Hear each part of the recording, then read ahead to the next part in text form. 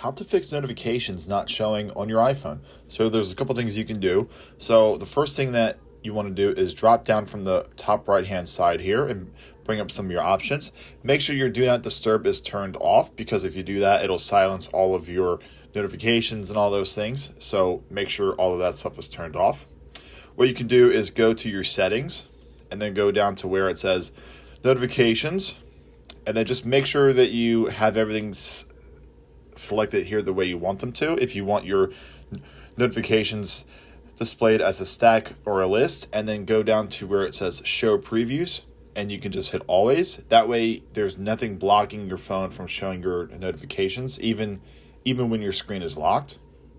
And then if you want to go down to specific apps, you can just choose an app and turn off the notifications and turn them back on. Make sure everything is turned on, make sure everything is checked, and just go through all the apps that aren't working for your notifications and make sure that you can go back and reset them and make sure that they're all turned on.